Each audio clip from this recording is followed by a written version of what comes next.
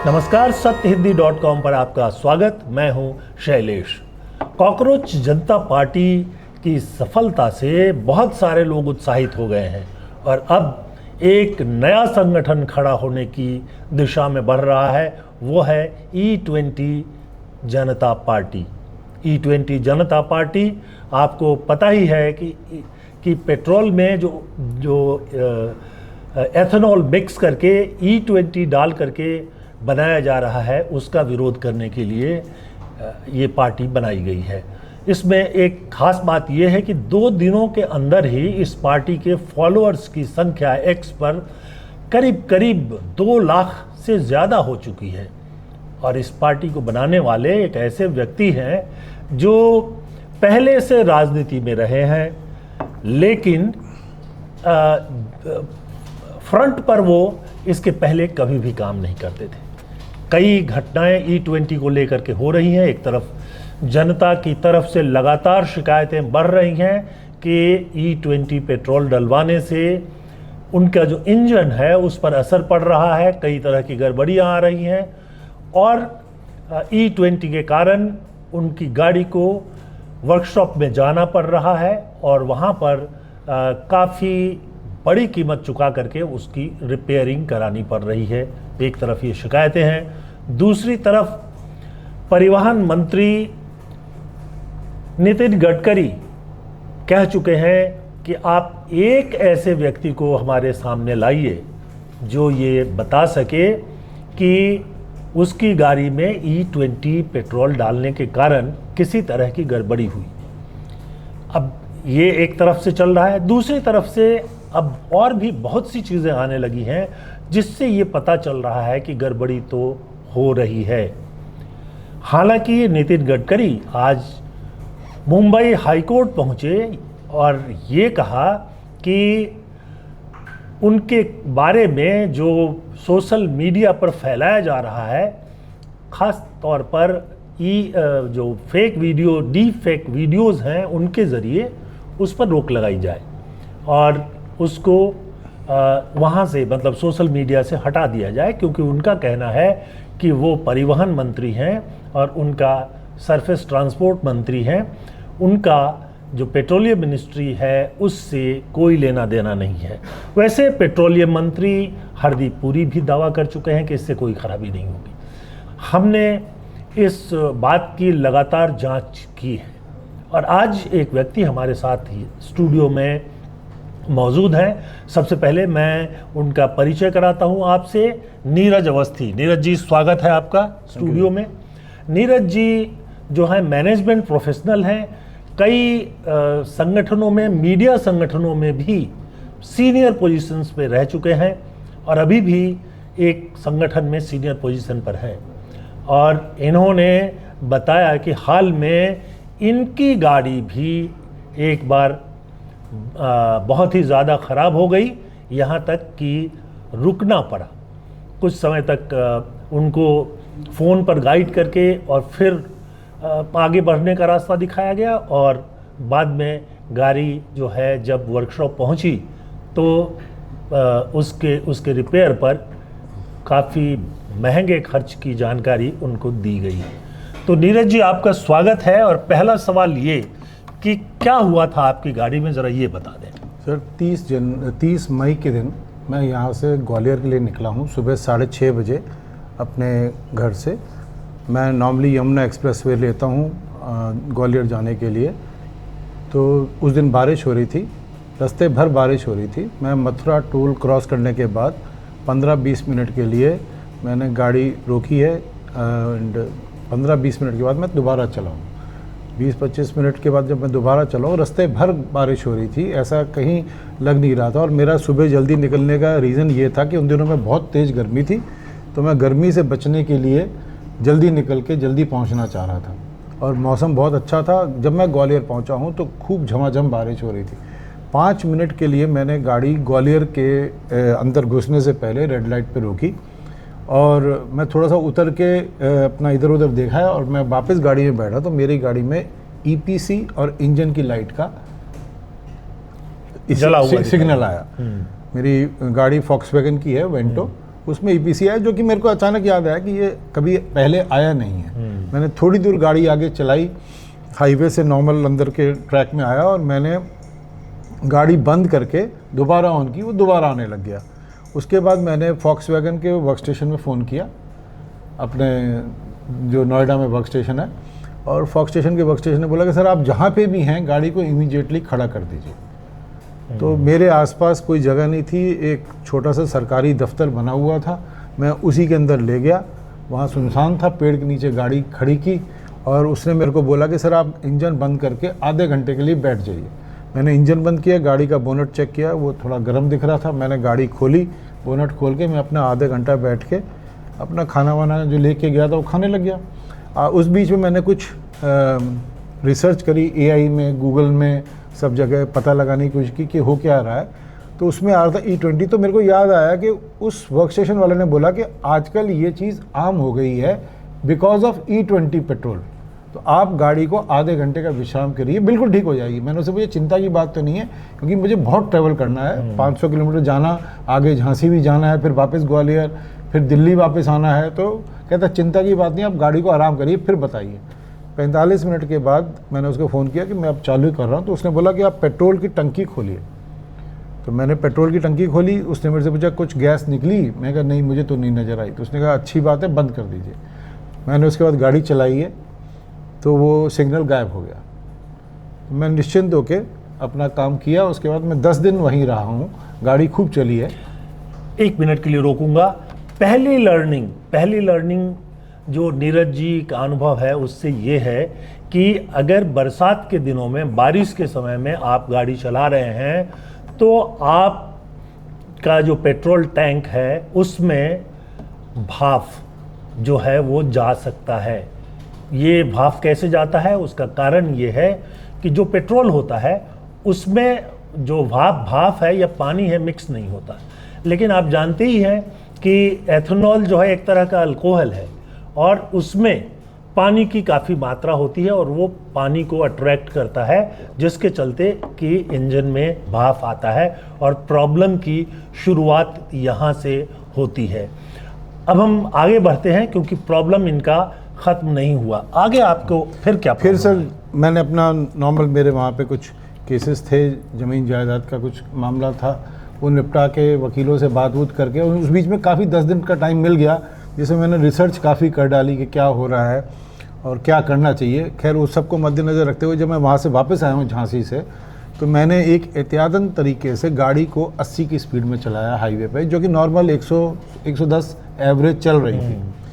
और आते टाइम भी मौसम बहुत अच्छा था, बारिश हो रही थी। और उसके बाद एग्जैक्टली 150 किलोमीटर चलाने के बाद मैंने गाड़ी 45 मिनट के लिए रोक दी, क्योंकि मैं रिस्क नहीं लेना चाह रहा था। एक बार मैं दिल्ली पहुंच के गाड़ी को वर्क स्टेशन में दिखाना चाह रहा था। मैंने वो 150 किलोमीटर के बाद अगले 150 किलोमीटर पे मैं मथुरा के टोल पे पहुंच गया, एक्सप्रेस हाईवे पे, और मैंने गाड़ी रोकी। मैं अंदर चाय पानी पीने गया। बारिश खूब हो रही थी, अच्छी झमाझम बारिश हो रही थी। ये 9 तारीख की बात है।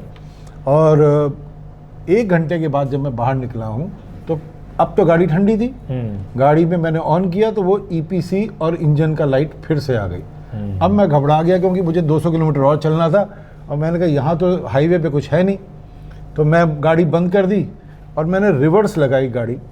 मैंने कहा पहले रिवर्स करके फिर से करता हूँ, एक अंदर से कुछ हुआ कि कुछ भी होगा तो ऊपर नीचे से ठीक हो जाएगा। वो सिग्नल गायब हो गया। मैंने फिर वर्क स्टेशन फ़ोन किया फॉक्सवैगन के, उन्होंने बोला धीरे धीरे चला के आप ले आइए सर, अगर सिग्नल आए तो रोक दीजिए। ये यहाँ पर एक और दूसरी लर्निंग सामने आती है कि अगर बरसात है तो उसमें पानी का भाप जो है वो जा सकता है, क्योंकि इंजन काफ़ी गर्म होता है और वो जो है सोख कर ले सकता है। तो एक बात तो ये है, ऐसे में जो मैकेनिक सलाह दे रहे हैं अभी जिन लोगों की गाड़ी में ये प्रॉब्लम आ रहा है उनको, कि गाड़ी को धीरे चलाएं, लगभग 80 के स्पीड में चलाएं। आपको पता ही है कि बहुत सारे हाईवे ऐसे बने हैं जिनमें 100 किलोमीटर, बल्कि कुछ में तो 120 किलोमीटर तक गाड़ी चलाने की अनुमति है, लेकिन वहाँ भी आपको 80 के नीचे गाड़ी चलाना पड़ेगा। और नीरज जी ने जो बताया कि एक बार बैक लिया गाड़ी को और फिर आगे लिया और उसके बाद वो जो सिग्नल आ रहा था इंजन में प्रॉब्लम का वो ख़त्म हो गया।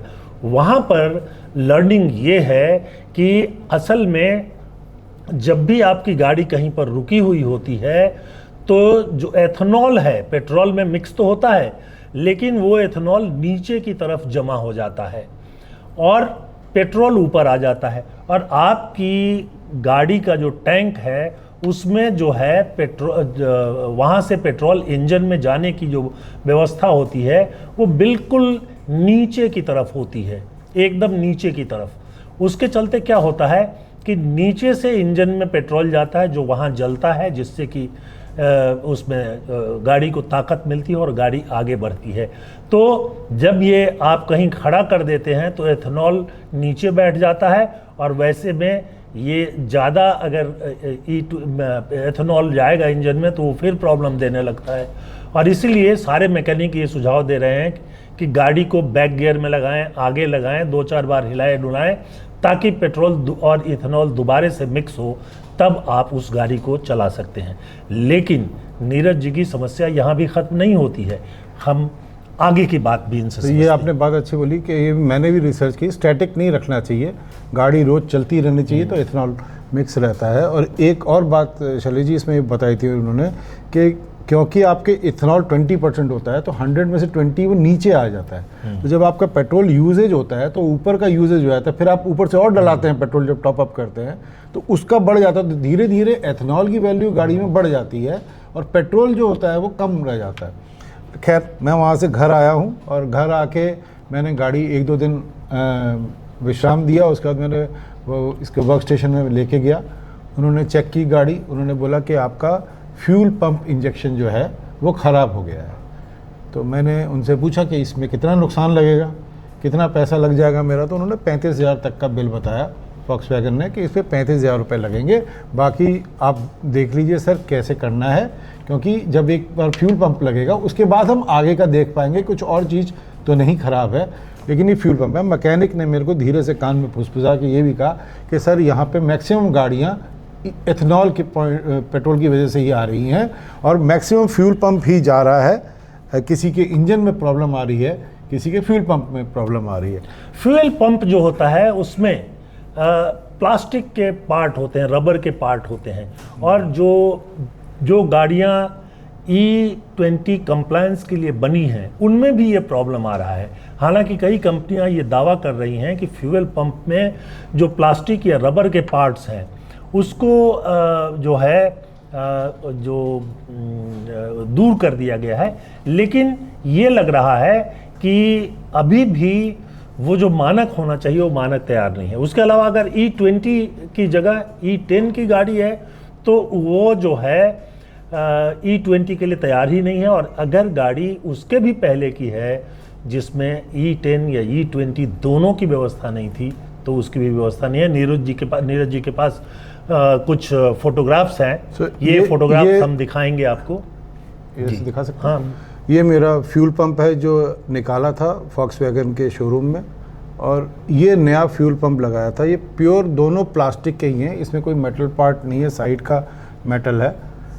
लेकिन ये फ्यूल पंप निकालने में 1-1.5 घंटा लग गया। पीछे की सीट खुलती है, उसके बाद में उन्होंने गाड़ी को पूरा कंप्यूटर से चेक किया, पूरी गाड़ी उन्होंने बोला ठीक है, इसमें दिक्कत नहीं आ रही है, आपका फ्यूल पंप चेंज कर देते हैं, ये थोड़ा सा गड़बड़ कर रहा है। जब नया फ्यूल पंप लगाया तब तक जो गाड़ी झटका मार के नहीं चल रही थी वो गाड़ी अब झटका मार के चलने लगी, और उसमें एक अजीब सी आवाज़ आने लगी गाड़ी में आगे से, जैसे कुछ इस तरह से साउंड से आ रही है, हिसिंग साउंड। तो मेरे को मैकेनिक ने बोला कि सर ये जो नया फ्यूल पंप है ये आपकी गाड़ी के लिए कंपैटिबल नहीं है, आपको पुरानी गाड़ी है इसलिए मेरे को पुराना फ्यूल पंप ढूंढ के लाना पड़ेगा, उसके लिए ऑर्डर करना पड़ेगा, आपको 7 दिन गाड़ी का इंतज़ार करना पड़ेगा, इसका नया फ्यूल पंप मिल जाए तो बहुत बेहतर है, क्योंकि 2012-13 मॉडल की गाड़ी के लिए मुझे नया फ्यूल पंप के लिए इंतज़ार करना पड़ेगा। तो मैंने पूछा ये कहाँ से आएगा, उन्होंने बोला हम अपने वहाँ फ़ोन करेंगे, वर्कशॉप जो इनके होते हैं बेंगलोर वगैरह में है, वहाँ से फ्यूल पंप आएगा। कल ही मेरे पास फ़ोन आया था कि आप ले आइए, एक दिन आपको गाड़ी छोड़ के जाना पड़ेगा, क्योंकि हम फ्यूल पंप लगाने के बाद भी निश्चिंत नहीं है कि ये ठीक हो गया है कि नहीं, क्योंकि हम चला के देखना चाहते हैं कि वो कैपेबिलिटी उसकी वो पूरी वही वाली है जो होनी चाहिए कि नहीं है। यहाँ पर एक महत्वपूर्ण बात यह है कि जो भी 12-13 वगैरह की गाड़ियाँ हैं, तब तक E10 और E20 दोनों ही इंट्रोड्यूस नहीं हुआ था।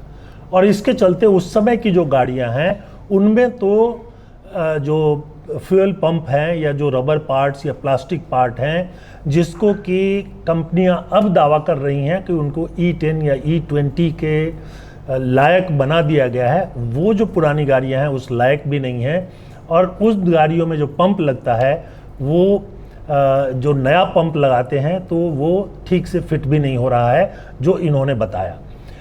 ये समस्या आम है और इसको लेकर काफ़ी सारी शिकायतें जो हैं लगातार आ रही हैं। और अब हम आपको बताएं कि ये जो E20 जनता पार्टी का गठन किया है वो सज्जन है तहसीन पूनावाला। तहसीन पूनावाला का नाम आपने सुना होगा। व्यवसायी हैं और राजनीति में भी एक्टिव रहते हैं। E20 पेट्रोल को लेकर के वो कई बार दिल्ली में और मुंबई में छोटे छोटे प्रदर्शन कर चुके हैं, लेकिन अब जब उन्होंने कॉकरोच जनता पार्टी की सफलता को देखा है कि किस तरह से दिल्ली में इतनी बड़ी जमात खड़ी हो गई, और उन्होंने ये भी देखा कि उसमें एक्स की या जो ट्वीट है या सोशल मीडिया है उसकी कितनी बड़ी भूमिका है, तो वो उन्होंने सामने रखा। बहरहाल नीरज जी ने ये सूचना पेट्रोलियम मंत्री हरदीप पुरी, उसके साथ साथ सड़क परिवहन मंत्री नितिन गडकरी और तहसीन पूनावाला को भी सोशल मीडिया पर टैग करके दिया था। उसमें क्या हुआ सर? उसमें सबको दिया मैंने, पीएमओ ऑफिस में भी डाल दिया, पूरी कहानी लिख दी अपनी कि ये मेरे साथ हो रहा है, क्योंकि वो उस टाइम चैलेंज कर रहे थे कि एक भी गाड़ी दिखा दीजिए। और मैंने कहा एक क्या, मैं तो आपको वर्क स्टेशन चलिए मैं फ़ोटो ही दिखा देता हूँ। तो मैंने अपने डाला, सिर्फ तहसीन पूनावाला के किसी टीम मेंबर ने तहसीन को टैग करके बताया कि इनकी एक स्टोरी है, आप देख सकते हैं।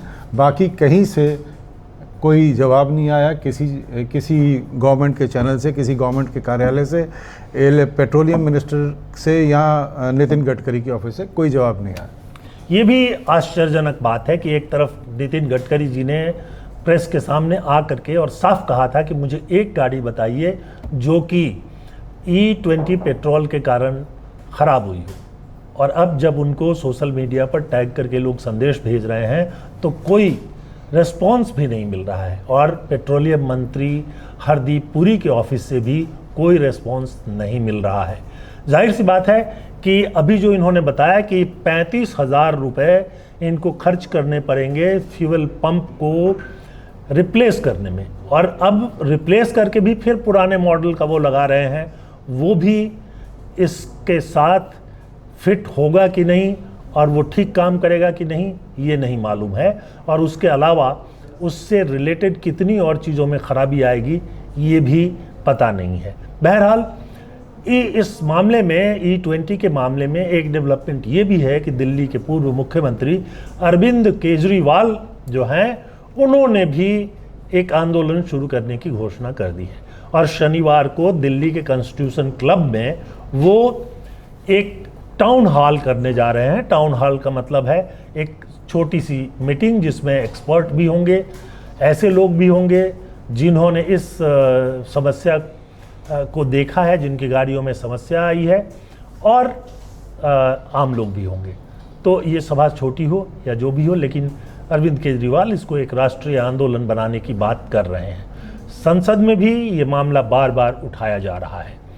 तो ये अब छिपी हुई बात नहीं रही है कि जो गाड़ियाँ E20 पेट्रोल के लिए या E10 पेट्रोल के लिए नहीं बनी है उसमें प्रॉब्लम तो आएगा ही इंजन में, क्योंकि उनके जो प्लास्टिक और रबर के पार्ट हैं वो इस तरह से नहीं बने हैं कि एथेनॉल में जो रिएक्शन होता है उस रिएक्शन को सह सके। एक बात। दूसरी बात, जो E10 के लिए बने हैं उसमें भी E20 चलाना मुश्किल काम है। तो ये दो दिक्कतें तो फिलहाल आ ही रही हैं।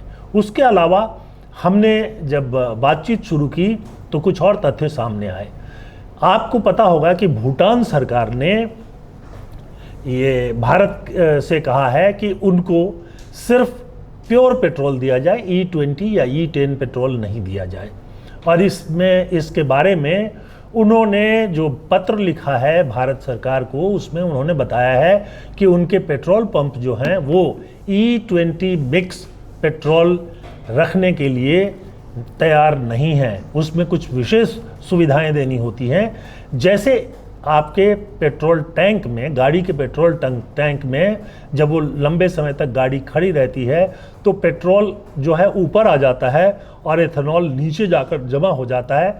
वैसे ही पेट्रोल पंप में भी जब पेट्रोल पंप काम नहीं कर रहा होता है तो एथेनॉल नीचे आ जाता है और उसके साथ ही पेट्रोल ऊपर आ जाता है। अब जो एथेनॉल मिले हुए पेट्रोल बेचने की व्यवस्था होती है उसमें विशेष प्रकार के पंप पेट्रोल पंप के टैंक में लगा होता है, उससे वो उसको हिलाना जो कहते हैं उसको हिलाते रहते हैं ताकि पेट्रोल और एथेनॉल जो है मिक्स बना रहे।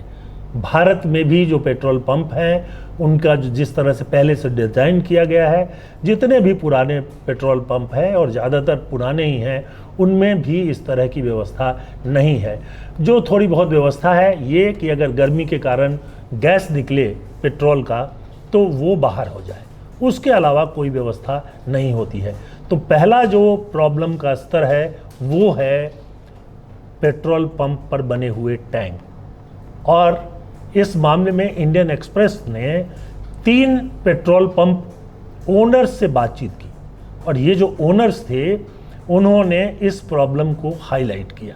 ये बात इंडियन एक्सप्रेस में छपी है, आप उसे जाकर देख सकते हैं, जिसमें कि तीनों पेट्रोल पंप मालिकों ने कहा कि ये समस्या आ रही है उनके सामने। रात में 9-10 बजे जब पेट्रोल पंप बंद हो जाता है, सुबह 7 बजे फिर शुरू किया जाता है, तब तक एथेनॉल नीचे चला जाता है और पेट्रोल ऊपर चला आता है, जिसके चलते कि ये समस्या दिखाई देती है। और उनके पास स्टेयर करने के लिए, यानी उसको हिलाने डुलाने के लिए और फिर से मिक्स करने के लिए जो व्यवस्था, जिस तरह की व्यवस्था होनी चाहिए वो व्यवस्था नहीं है। उसके अलावा पेट्रोल पंप के जो ओनर्स हैं वो ये भी बता रहे हैं कि जाड़ों में हम कैसे संचालन करेंगे इसका इंतज़ाम भी नहीं है, क्योंकि पानी की मात्रा बहुत ज़्यादा होने के कारण, एक तरह से समझिए कि एथेनॉल में पानी की ही मात्रा होती है बहुत ज़्यादा। वो अल्कोहल जैसे बनता है कि पानी है और उसमें थोड़ा सा कुछ जो कंसंट्रेट है वो होता है, तो उसके चलते वो जाम हो सकता है। और ज़्यादा गर्मी हो, जो 40 डिग्री वगैरह हो, वहाँ पर भी वो उसमें भाप बनने की समस्या आ सकती है। हालांकि पेट्रोल की जो टंकियाँ होती हैं वो करीब 20-25 फीट नीचे होती हैं। इस तरह से बनाया जाता है कि मौसम का कम से कम असर उन पर पड़े, लेकिन भारत में जहाँ फ्लैक्चुएशन इतना ज़्यादा है वहाँ पर उस पर भी असर पड़ सकता है। ये बात पेट्रोल पंप के ओनर्स कह रहे हैं। और ठीक उसी तरह से जाड़ों में गाड़ियों के इंजन में भी प्रॉब्लम आता है। नीरज जी सर, अब आप ये बताएं कि आपके पास कोई रिस्पॉन्स नहीं आया, आपने बताया कि मेरे पास फॉक्सवैगन जो कंपनी है जी, जो कि प्राइवेट कंपनी जिसकी गाड़ी है, उनके यहाँ से रिस्पॉन्स आया था कि हम आपकी मदद करने के लिए पूरी तरह तैयार हैं, आप वर्कशॉप जाइए। बस वही एक रिस्पॉन्स था। सरकार की तरफ से कोई रिस्पॉन्स ना तो मैंने उम्मीद रखी थी ना मुझे आया, और नुकसान तो हमारा हुआ। कोई सक्षम होता है तो वो कर सकता है। अब आम आदमी जो मैंने वहाँ देखे आए हुए, वो कोई ड्राइवर थे, कोई गाड़ी चलाते थे। यानी आपने जब वर्कशॉप में आप गए लोगों से तो वहाँ और भी लोग, बहुत लोग बैठे थे जो इसी तरह की प्रॉब्लम से थे। ये मैंने देखा वहाँ पे और पूछा, और इनफैक्ट वर्कशॉप का जो जनरल मैनेजर है उसने मेरे को बोला ये चीज़ आम हो गई है। आप जब वो पहला कन्वर्सेशन मेरा उससे फ़ोन पे हुआ तो उसने सीधा वही बोला, सर ये एथेनॉल की वजह से हो रहा है। यानी जानकारी सबको है, लेकिन या तो इससे उनकी कमाई बढ़ गई, भाई आपके फ्यूल पंप इंजेक्शन ही अगर रोज़ के 10 लग जाएंगे तो 2.5 लाख का तो फ़ायदा यही हो जाता है। ये वर्कशॉप के जो ओनर्स हैं, जो गाड़ियों की एजेंसीज हैं, वो बहुत पहले से कहती रही हैं कि आजकल गाड़ी बेचने पर ज़्यादा फ़ायदा नहीं है, जो वर्कशॉप है उसमें फ़ायदा है। तो इन्होंने बताया कि 35,000 का खर्च बताया है उन्होंने, हो सकता है आगे चलकर और भी हो, वैसे ही बाकी लोगों को भी होगा। गडकरी जी ने जो कहा था कि मेरे पास एक आदमी भेजो जिसकी गाड़ी में प्रॉब्लम इसके चलते आया हो, वो तो नहीं हुआ। अरविंद केजरीवाल दावा कर रहे हैं कि उनके पास 2 लाख पिटीशन आ चुके हैं। हमने बताया कि पूनावाला का जो जो सोशल मीडिया ग्रुप है उसमें 2 लाख से ज़्यादा लोगों का रिस्पॉन्स आ चुका है और राजनीतिक दल भी उठा रहे हैं। सोशल मीडिया पर ये सारे मामले भरे हुए हैं। और आप क्या सोचते हैं इस तरह के मामलों पर? क्या आप या आपके पड़ोस में किसी ने E20 के कारण अपनी गाड़ी में किसी समस्या को देखा है, झेला है, और क्या आप उस पर हमसे बात करना चाहते हैं? अगर आप हमसे बात करना चाहते हैं तो कमेंट सेक्शन में आकर अपनी राय लिख दीजिए। हम आपसे संपर्क करके और आपको भी आपकी समस्या को भी सामने रखने की कोशिश करेंगे। अब मैं चलते चलते एक अनुरोध करूंगा कि चैनल को सब्सक्राइब कर लीजिए अगर अभी तक आपने सब्सक्राइब नहीं किया है। ये हमारी बहुत मदद होती है। उसके साथ साथ हमारे प्रोग्राम को लाइक कीजिए। और एक बात और कि हमारा जो ऐप है सत्य हिंदी का वो आ चुका है, और अगर ये ऐप को आप डाउनलोड कर लेंगे तो हमारे सारे प्रोग्राम को एक साथ बहुत ही बेहतर ढंग से आप देख पाएंगे। सत्य हिंदी का सदस्यता अभियान अभी भी जारी है। आप उससे जुड़ेंगे तो हमें खुशी होगी। आज के लिए बस इतना ही। बहुत बहुत धन्यवाद। नीरज जी, आपको भी बहुत बहुत धन्यवाद। नमस्कार।